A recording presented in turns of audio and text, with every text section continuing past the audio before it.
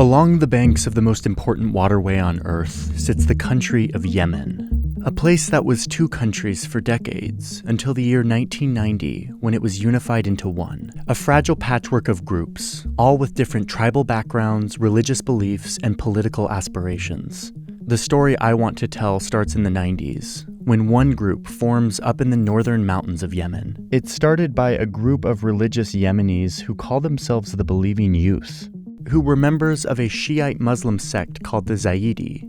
Zaidi Muslims used to be the majority when the country was split in two, but in the new unified Yemen, they became a minority and felt neglected and discriminated against. At first, the group focuses on rebuilding the Zaidi religious identity, hosting summer camps for young men and offering religious education. But in the late 1990s, the group starts to change in important ways.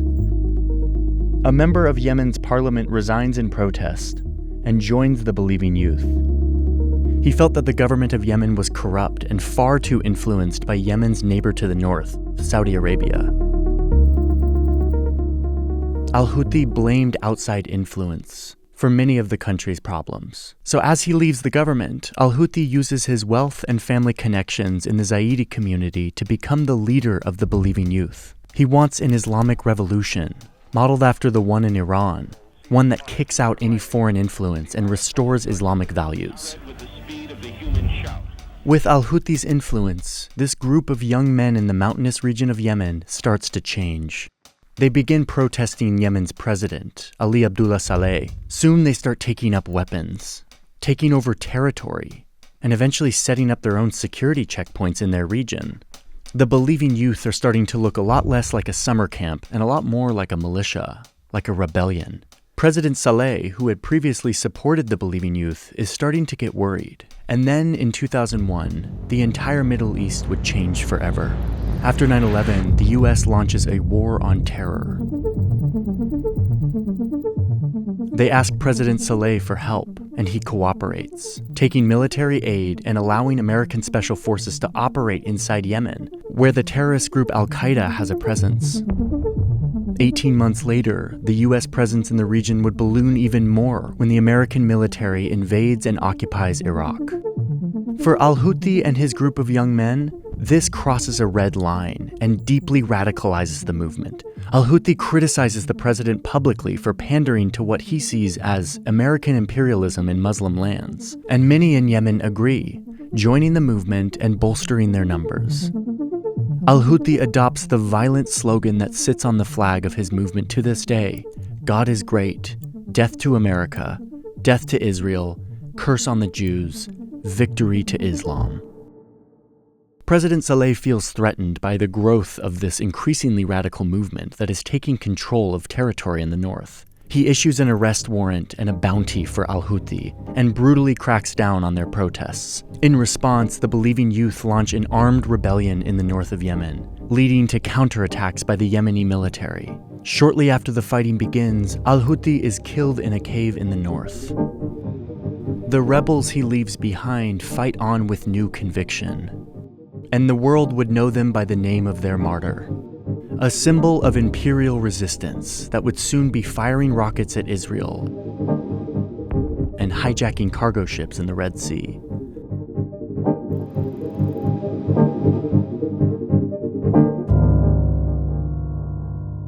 This Yemen story is about to get really fascinating. I'm going to pause for a second because I need to thank the sponsor of today's video. The sponsors are how we're able to do our journalism here on YouTube, so thank you Incogni for sponsoring today's video. I've been using Incogni for about 18 months now, and it has really changed my digital life. Most of us don't know that our information, our name, our date of birth, our address, our browser history is a commodity. It is bought and sold on a data market where data brokers make a lot of money selling our information to corporations or insurance companies that want to profit off of us. They have the right to do that, and yet we also have the right to request that our information be taken off of those lists. The problem is there's a lot of these lists, and they don't make it easy for you to take your name off, and that is why Incogni exists. You sign up for Incogni and you give them permission to act on your behalf,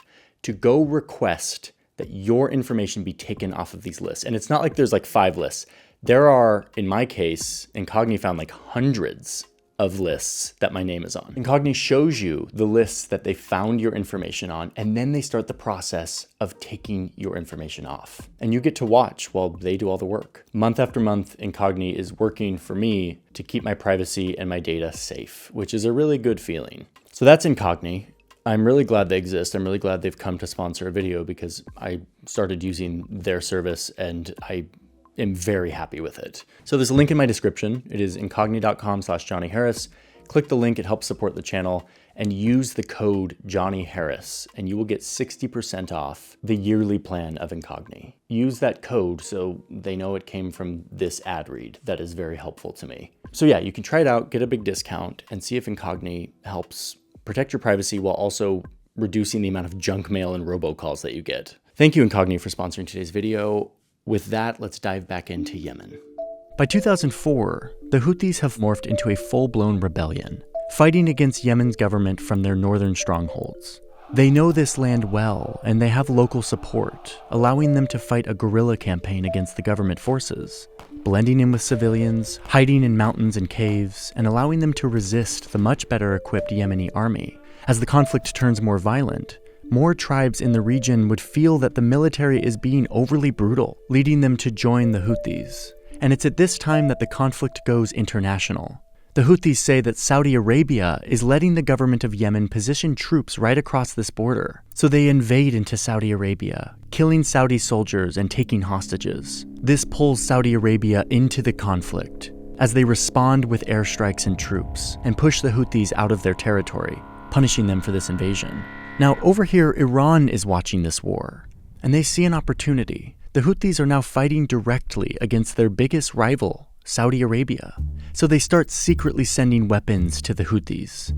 At least that's what Saudi Arabia claims, saying that they intercepted an Iranian ship filled with weapons and military trainers on their way to the Houthis. It looks like Iran is directly supporting the Houthis now. Though how much support they provide behind the scenes will always be intentionally unclear.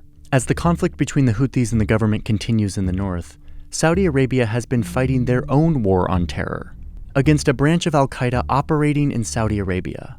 Seeing that their days are numbered, this branch of al-Qaeda flees south over the border into Yemen, where they merge their forces with the Yemen branch of al-Qaeda. They create al-Qaeda in the Arabian Peninsula, or AQAP, one of the most dangerous and well-funded versions of the group to ever exist. The group's goal is to create a strict Islamic state across the whole region, while violently waging holy war against foreigners in Muslim lands. This puts them at odds with both the Yemeni government and the Houthis. The conflict is getting more complicated. Around 2011, the region starts to change in big ways. In one country after another, there's an outpouring of public anger on the streets, demanding change from their government, removing old leaders. This is called the Arab Spring. It's upheaval that spirals the region into hope and chaos.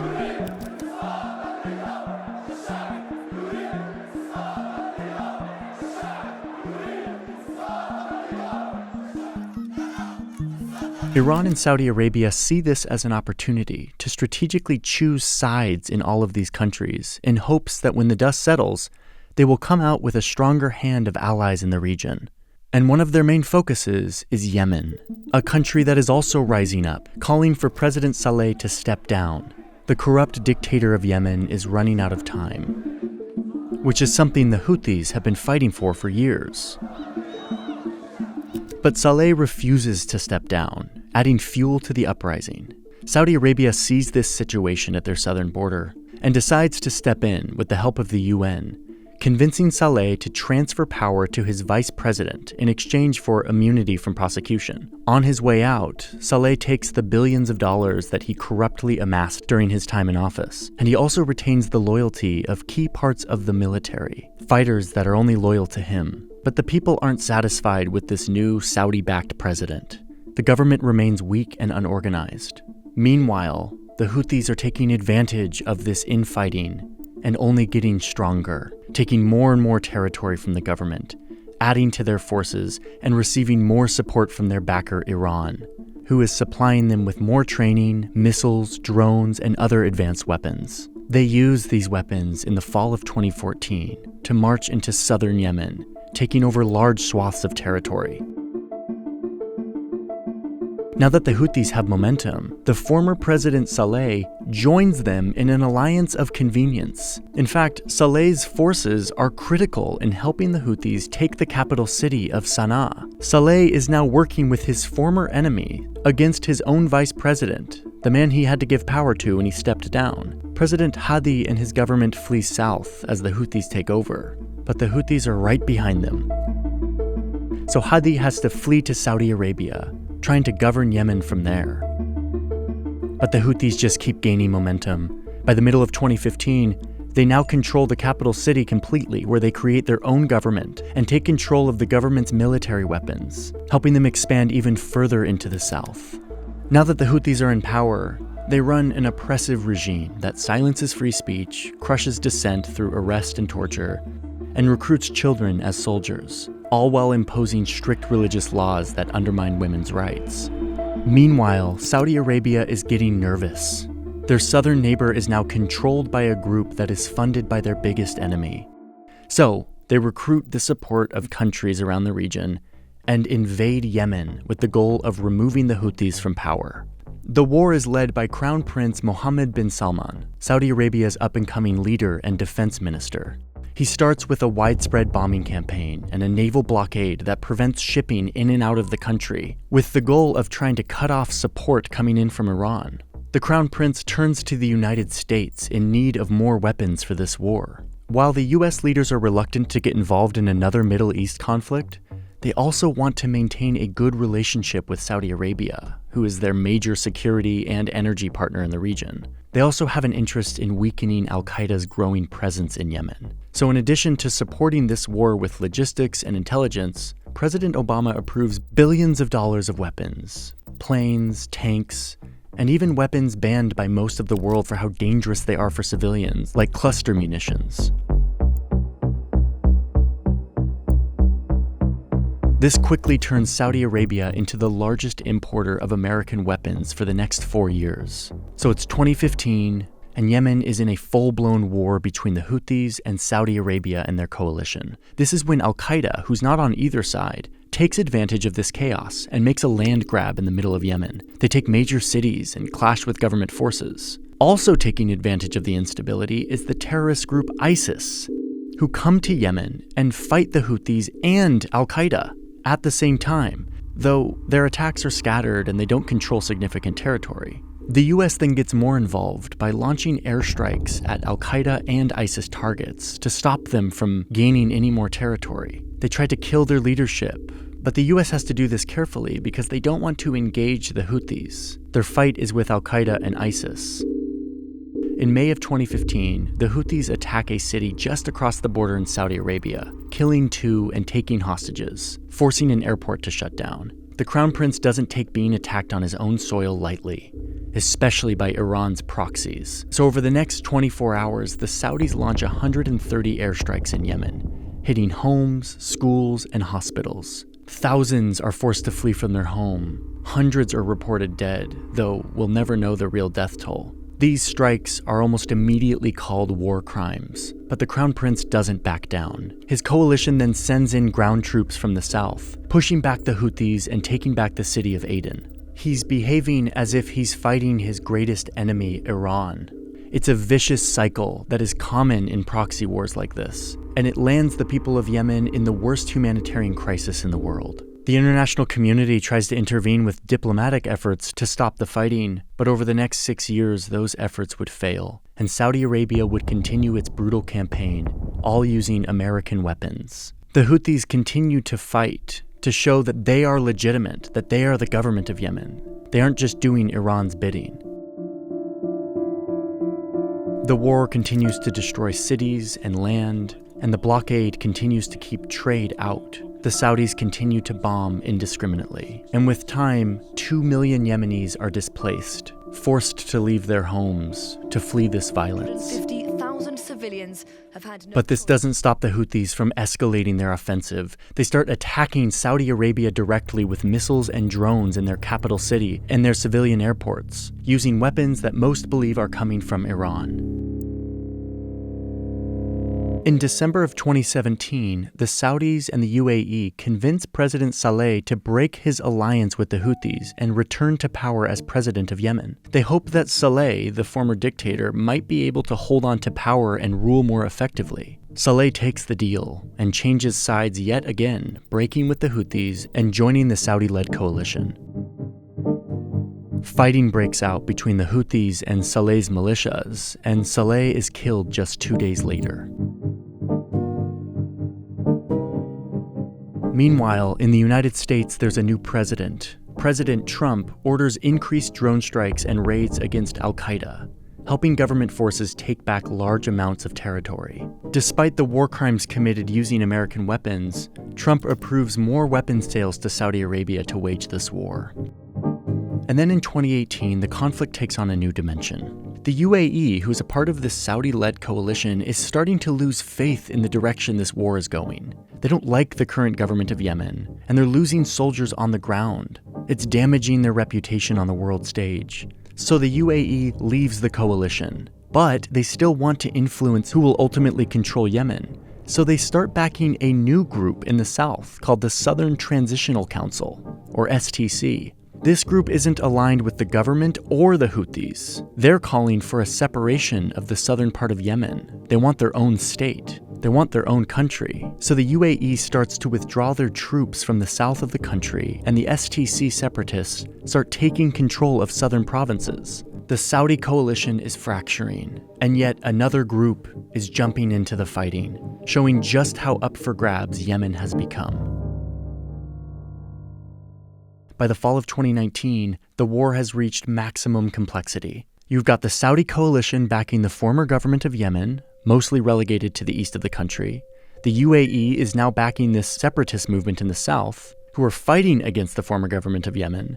The Houthis, backed by Iran, still maintain majority control of the major cities in the north. Al-Qaeda and its militia allies are still fighting to control small slices of the country, and the US continues to conduct airstrikes against Al-Qaeda and ISIS, while supporting and selling more weapons to the Saudi coalition. Yemen is fracturing further, and if there's any hope for peace, power needs to be consolidated. So Saudi Arabia and the UAE make amends. And then, together, they convince the government of Yemen and the separatists in the south to form a new coalition to fight against the Houthis together as a united front. But it doesn't stop the Houthis, who are getting really good at fighting and are firing more Iranian missiles and drones into Saudi Arabia, hitting state-owned oil refineries and threatening to drive up oil prices globally. By January 2021, the Houthis, a group started to provide religious summer camps to young men, are now battle-hardened, and they control 70 to 80% of the population of Yemen. Later that year, the UN announces that approximately 20 million of those people are dependent on humanitarian aid for their daily needs.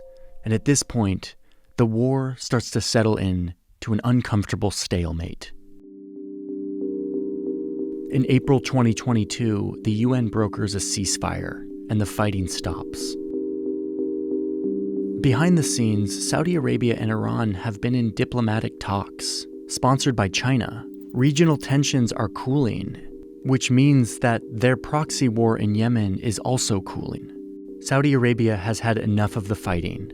President Hadi resigns and hands power over to a council meant to govern Yemen and manage the war, and both sides are tired of the fighting. So when that ceasefire is set to expire in October 2022, the conflict mostly stays quiet, even without a new agreement. By 2023, Saudi Arabia and Iran have officially restored their diplomatic relations. Saudi Arabia hoping that this means Iran will stop supporting Houthis to attack their southern border. But the Saudis keep their maritime blockade around the country, making life in Yemen unlivable for millions. But at this point, the heaviest of the fighting on all sides has stopped. But then, in the fall of 2023, the Houthis were back in the news. After the Palestinian group Hamas launches a brutal attack into Israel, the Israeli military invades the Gaza Strip, vowing to destroy Hamas and free the hostages that they took. The campaign leads to tens of thousands of Palestinian civilian deaths, and it provokes a response from Iranian-backed groups all throughout the region. The Houthis are one of those groups. They launch drones and cruise missiles into southern Israel, vowing that their attacks won't stop until the invasion of Gaza stops. And then they start firing their missiles and drones at cargo ships that are traveling through the Red Sea, where 25% of container traffic travels, a major artery in our global economy. In the days after these missiles start flying, traffic through this Red Sea route declines by 73%. In response, the US and UK shoot down Houthi missiles and drop bombs on Houthi military targets in Yemen, pulling the US and its allies deeper into this enduring conflict. The reason I wanted to tell you the story of this conflict in Yemen because it represents the vicious cycle present in a lot of proxy wars, where geopolitical rivals use their neighbors as battlefields instead of fighting each other directly. They fund and add fuel to local conflicts, escalating them to the entire country and often to the entire region, leaving violence and power vacuums in their wake, which are then filled by bad actors, trying to take advantage of the instability. All of this changes borders, destroys cities, and ruins lives. It's the story of powerful countries and their cynical scramble for influence and power in vulnerable places, leaving behind them a wake of tremendous human suffering.